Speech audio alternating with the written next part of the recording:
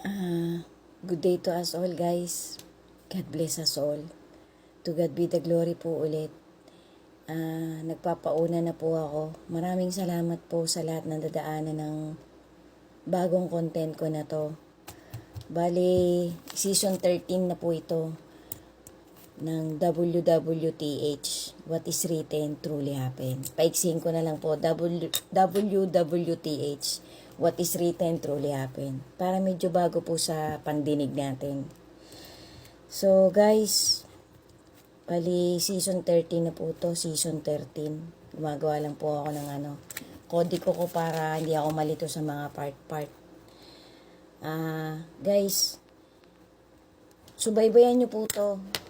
Tapusin po ulit nating lahat ng sabay-sabay kasi halo-halo po to, guys. Mga vision po to sa mga content na napanood ko sa documentary po na about din po sa pagpunta dito na ating Panginoon, ng ating Creator.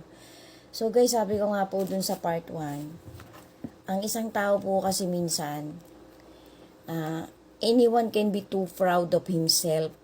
Kasi minsan po kasi ang tao mataas ang narating. Minsan po ang tao matalino, maganda, may kayamanan. Lahat po yan mai-invalid, guys. Kasi ang buhay po natin, lahat hinihiram lang natin. Para po sa akin, we all must not be too proud of what we have, of what we achieve, of what we got, of what we gain. Kasi nga po, ang Panginoon po kasi, ang karamihan po talagang iniwanan niya dito sa mundong to, ay mga visyo ng isa lang pong salita, being humble. Yun lang po para sa akin.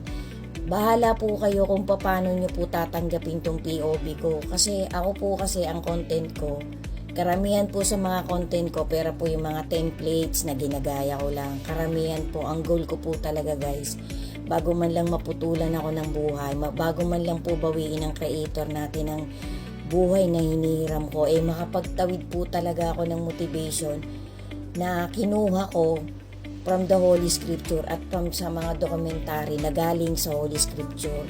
Kasi po, guys, mas maganda po talagang sundan lagi natin yung trajectory ng being humble kasi yan po ang iniwan ng ating Panginoon sa humanity.